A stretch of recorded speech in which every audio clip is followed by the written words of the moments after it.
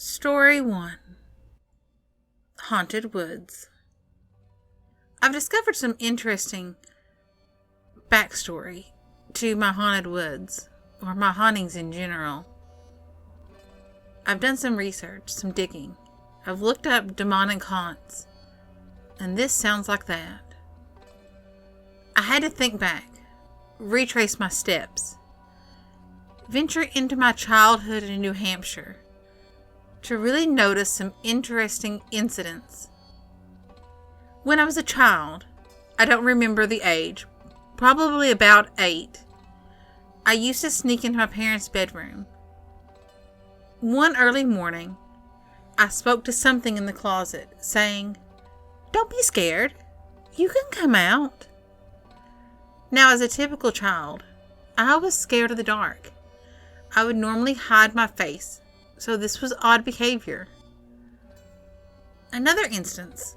Not long after my family dog had died, I thought I saw the shadow of this dog. But now thinking back, could it really have been my pet dog? Only if my dog had suddenly learned in the afterlife to stand and walk on its hind legs. Sometimes in this house, I would be touched. I would feel a hand on my back. I'd be the only one in the room. Sometimes the only one in the house, as my parents would be outside doing other things. My parents always dismissed this, said it was my overactive imagination. I felt uneasy. But, I was a kid, so what was I going to do? And then we moved. We moved to Florida. And nothing really happened. It felt good. Until about 2 years later. I was in middle school at the time, and I had 4 friends. We were hanging out at my house when we experienced the woods behind my house moving. Nothing was there, nothing we could see at least. But there was a crashing, and it sounded like limbs breaking in trees. And the smell of something dead. Whatever it was sounded big and scary. It was like something wanted in the house. My dog, a German Shepherd, was attacking the windows and the sliding door like there was something there. And I felt like something was peering into the windows from the other side. I'd never seen my dog this aggressive, snarling and snapping the way she was. The next day, we didn't notice anything out of the ordinary in the woods. I started to feel a heaviness and a feeling like something was coming when we'd go outside. So I'd bring her with me for walks. One time, a friend of mine was over, and she and I were in the guest room because it had 2 beds.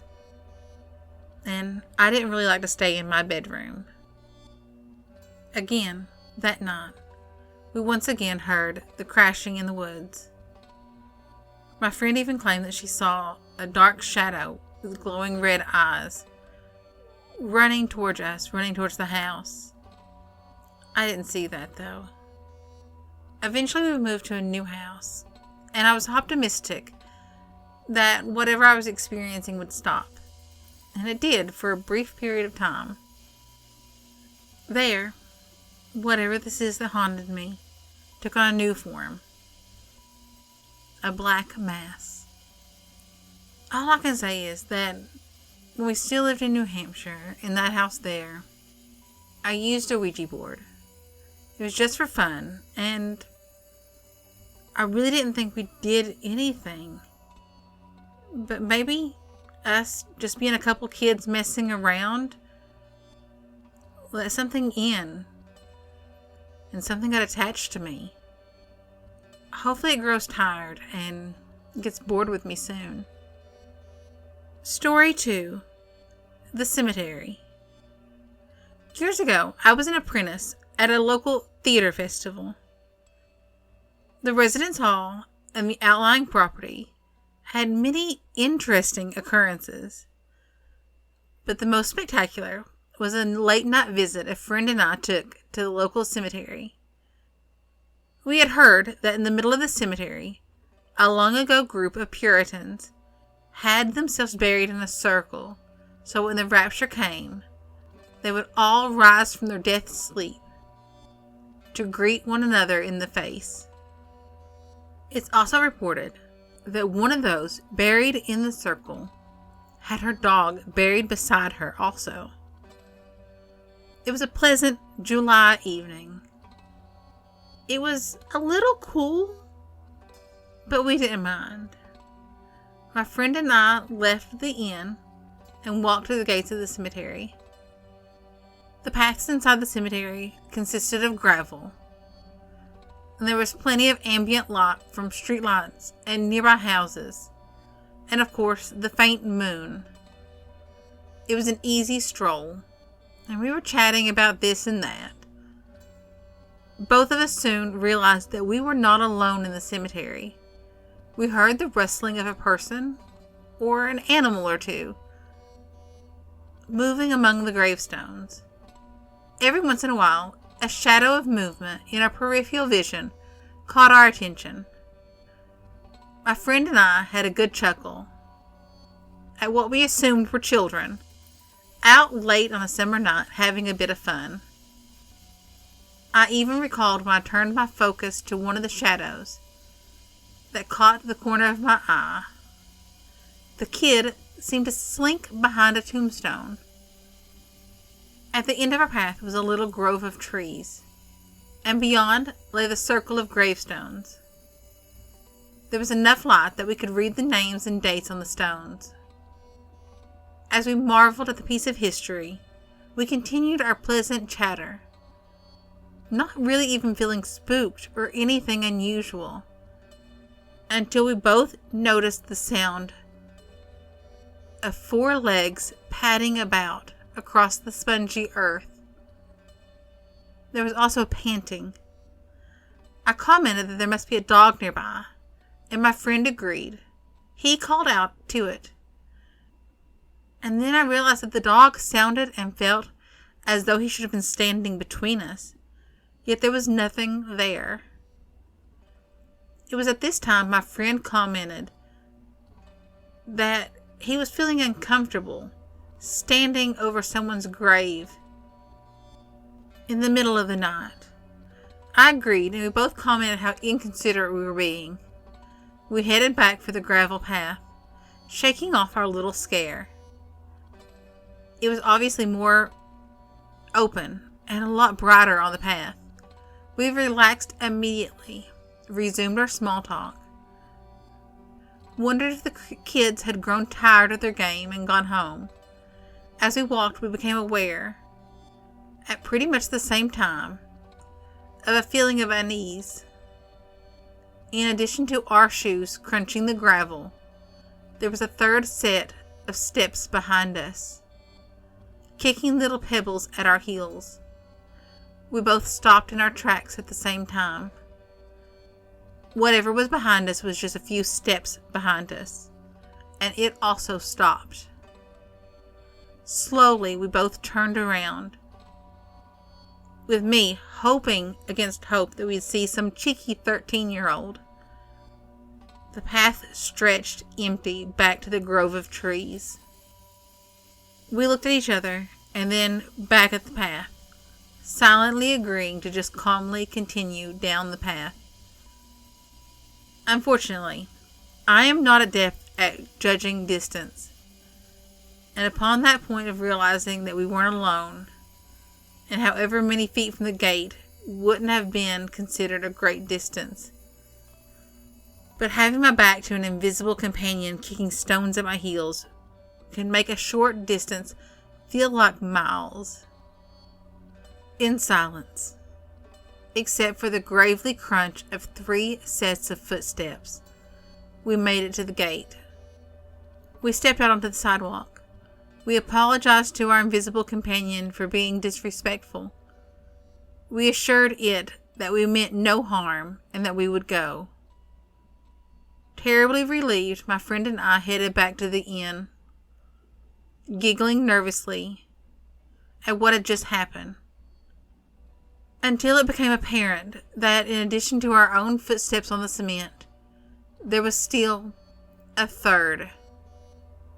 Repeating the incident from the cemetery, we both stopped. Our companion took a few extra steps. We turned at once to an empty path. My initial instinct was to bolt, but my friend grabbed my arm and warned me to be calm. We would be all right. We should just quietly and certainly head back to the inn.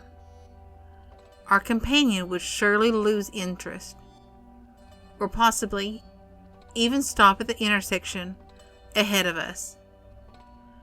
The cemetery did not cross over to the next block. Despite my friend's reassuring hand on my elbow, the feeling in the air was gradually becoming more and more oppressive. It was all I could do to focus ahead of me. Not far from the curb, I shook my friend's hand off and bolted across the street to the other sidewalk. Once safely on the other side, I turned to see my friend trying to keep his casual pace. Face pale, hands shaking. He wasn't happy with me when he finally set foot on the other side. But our companion stopped, and we stood looking at the opposite side. The feeling was almost palpable. It was as though a physical presence, a real mass, was standing there, staring at us. Heading back to the inn, we agreed that whatever it was that followed us wasn't malicious. It just wasn't happy with us being there. We had trespassed. Like an afterlife bouncer, it has escorted us off the property. Story 3. The Lilac Lady. My encounter with the other world happened one warm summer when I was 16. My friends and I had heard about this haunted house just outside the city. A mother and son had died a pretty gruesome death from what legend had said. And being stupid teenagers, we wanted to go check it out. The house had sat empty for 10-15 years or so. And in our minds, that meant it had to be haunted. We arrived at the site, parked our cars along the highway. I remember there was a row of old birch trees that lined the road on either side of an old dirt driveway. I remember feeling this overwhelming sense of foreboding. That all of a sudden this place was more real than I'd thought it would be. We crossed the highway, gathered our small crew of guys together at the end of the driveway. My sense that something was actually going to happen increased. I felt kind of silly and scared as hell at the same time. The driveway arched along the right, and at the apex of the arch was this huge bush of lilacs that had gone wild and leaned out into the driveway, blocking the view of anything behind them, including the house. Trying to beat down my internal uneasiness, I called a couple of the guys chicken and loudly proclaimed that I was going to be the first one in the house. I took off running up the driveway. I had to show my bravery. The rest of the guys hung back a little bit, laughing. Coming around the corner of those bushes, I finally saw the house. It was a smallish, 2-story farmhouse. Like many of the other houses in our small farming community. A little wooden porch attached to a fading brick facade. A battered front door faced me. I remember being surprised that the house hadn't been a wreck and the windows were not all broken. I let my gaze wander up to the second floor. And there I saw a woman looking down at me. We made eye contact. I know she was looking at me like I was looking at her. She was a middle-aged woman in a simple kind of bluish dress with a yellow apron. She had this 1950s June Cleaver look. I remember feeling embarrassed. We were obviously trespassing on someone's property. Just at this time, the guys come around the Lilacs. I pull my gaze away to tell them that we had made a mistake, that this house was occupied. When I turned back a split second later, she was fading away like a mist or something. She faded away until she was just gone. My buddies thought I was trying to scare them. When they came up around me, I was standing there, looking up at a window with my mouth hanging open. After this, I felt weak and sick and scared as hell. I started backing up, telling the guys that I didn't like this place and that we should just leave. My feelings of unease escalated into full-on fear. I refused to go into the house with the rest of them.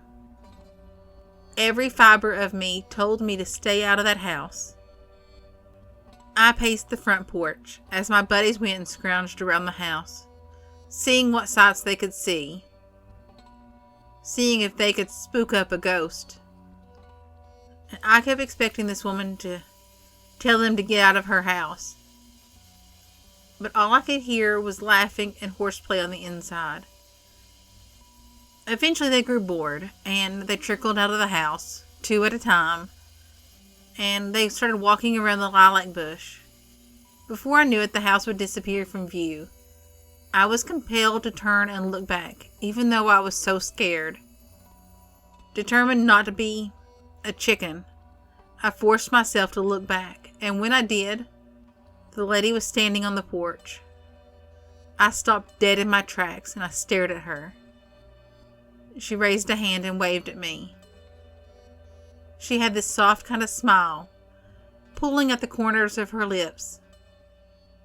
I turned around to try to get the attention of one of my friends, and when I turned back, the lady was gone. In all the years that's passed since that incident, sometimes I still dream about coming around that corner and seeing that lady. I never told any of the boys I was with that night. It took me days to lose the feeling of foreboding and emptiness that I think was coming from that lady. If she wasn't a ghost, then I don't know what she was. I don't know how my buddies didn't see her. But if I let myself be really honest, I know she was a ghost. And I know there's something that continues after death. Thanks for listening. I hope you enjoyed the stories. If you did, give me a thumbs up, hit that subscribe button, leave me a comment. I'd love to hear from you. Bye.